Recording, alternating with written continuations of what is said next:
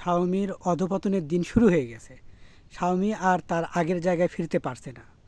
কারণ হলো ধোঁকাবাজি করে মানুষকে বেশি দিন ধোঁকা দেওয়া যায় না। ইতিপূর্বে আপনারা শাওমির যে ফোনগুলো দেখেছেন, এখন মাঝখানে মানে শাওমির ফোন নোট 8-এর পর থেকে যে ফোনগুলো আসছে যেগুলো খুবই বাজে। মাঝখানে হয়তো নোট 13টা একটু ভালো ছিল, 11 ভালো ছিল না, 13কে একবারে ভালো বলবো না, কারণ 13 ফোনটা অ্যান্ড্রয়েড 13 দেওয়া আসছে, যেটা খুবই বাজে, মানে কোনো ফোনে আর ভালো আসছে না। নোট 8-এর পর থেকে বা নোট 8 থেকে 7-এর পর থেকে তেমন তারা ভালো ফোন দিতে পারছে না। নোট 17 যে ফোনটা নিয়ে আসছে, এই যে ফোন আপনারা এটা নিয়ে আসছে কি 17 যে সিরিয়াল 4G, আপনারা বলেন যেখানে আবার তার দাম রাখা হয়েছে প্রায় 21 থেকে 22 হাজার টাকা, যেটা 4G ভার্সন। যেখানে 5G ভার্সন আপনারা 22-20 হাজার টাকা পেয়ে যাবেন। এই 26 সালে এসে যদি আমরা 4G ফোন চালাই, যেখানে আমাদের 5G নেটওয়ার্ক প্রোভাইড করা হচ্ছে, এটা তো আমাদের জন্য লজ্জা।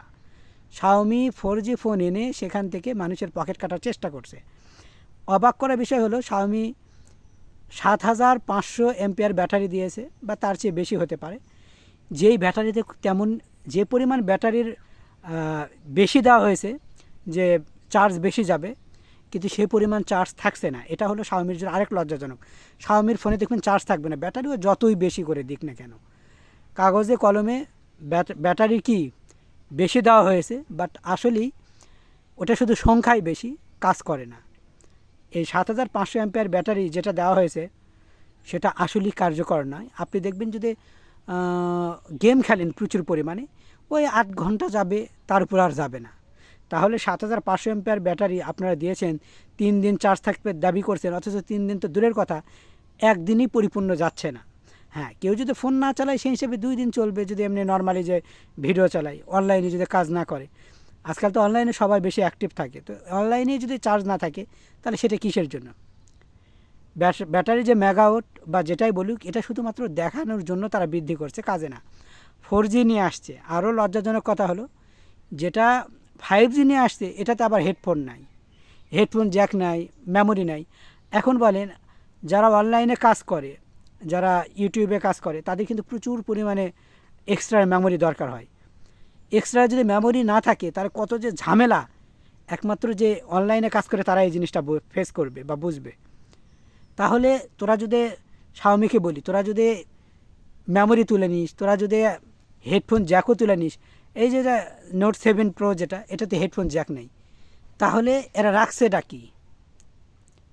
অবাক করা বিষয় হলো শাওমি ফোনে চার্জ থাকে না, নেটওয়ার্ক সমস্যা, যেটা নেটওয়ার্ক খুবই দুর্বল। এবং বলতে গেলে কি, আপনি যখন মাটির বাড়ি বা একটু দূরে যাবেন বা পাহাড় অঞ্চলে যাবেন, আর নেটই থাকবে না। অন্য ফোনে নেট আছে, শাওমিতে নেট নাই। এদের নেটওয়ার্ক খুবই খুবই দুর্বল, বাজে। আর আরও অবাক করা তথ্য, নোট এই 17 সিরিজের যে ফোন, এখানে কিন্তু ফুল এইচডি প্লাস দেওয়া হয়নি। এটা দুঃখজনক। এবং তারা যে 120 হার্টসের যে রিফ্রেশ দিয়েছে, সেটা কিন্তু ওই 60-70 এর মধ্যে ঘোরাফেরা করে, এর উপরে যায় না। তাহলে 60 এর মধ্যেই যদি ঘোরাফেরা করবে, তাহলে 120 দেওয়ার দরকার কী ছিল? এটা হলো শাওমির জন্য লজ্জাজনক। পতন শুরু হয়ে গেছে। শাওমি প্রচুর পরিমাণে ফোনের দাম বৃদ্ধি করে দিয়েছে। আগে শাওমি 8,000, 7,000, 10,000, 12,000 টাকায় ফোন বের হয়েছিল। মনে আছে নোট 7-এর ফোন, 6 যেগুলো, এই ফোনগুলোর দাম খুবই কম ছিল, 9,000 টাকা, 10,000 টাকা। সেগুলো এক্সট্রা মেমোরি ছিল, হেডফোন জ্যাক ছিল, সব কিছুই ভালো ছিল, এবং সেই ফোনগুলো সহজে নষ্ট হতো না, ক্যামেরা দুর্দান্ত ছিল। সবচেয়ে শাওমি নোট এই 17 ফোনের লজ্জাজনক হলো ক্যামেরা। তোর ক্যামেরা কাজ করবে না, তোর ব্যাটারির কাজ করে না, তোর হেডফোন জ্যাক নেই, তোর সিম মানে এক্সট্রা মেমোরি নেই, তাহলে আছেটা কি? আবার 4G ভার্সন দিয়ে রাখছে, 5G নেটওয়ার্ক না। 2026 সালে যেখানে 5G নেটওয়ার্ক সমস্ত ফোন আসবে, সেখানে ওরা 4G দিয়ে রাখছে, আর দুর্বলটা দিচ্ছে, সবল না দিয়ে দুর্বলটা দিয়ে দিচ্ছে। আবার অ্যান্ড্রয়েড 16-এ আসছে, 16-তে আসছে কেন? অ্যান্ড্রয়েড 17 যেখানে আপডেট ভার্সন বের হয়ে গেছে, সেখানে 16 কেন? 17 আসছে, 17 দিয়েই ফোন নামাতে হবে। যেহেতু নোট সিরিজ 17, তাহলে অ্যান্ড্রয়েড 17 দেওয়া তাকে উচিত ছিল মেল রেখে। এবং যেহেতু 17 লঞ্চ হয়ে গেছে, এমন না যে 17 বের হয়নি। অ্যান্ড্রয়েড 17 ভার্সন যখন বের হয়ে গেছে, তাহলে সেখানে কিন্তু 17ই দেওয়া উচিত ছিল, কিন্তু তারা অ্যান্ড্রয়েড 16 দিয়ে নিয়ে আসছে। তাহলে শাওমির অধঃপতন যে শুরু, এটা হলো বড় প্রমাণ।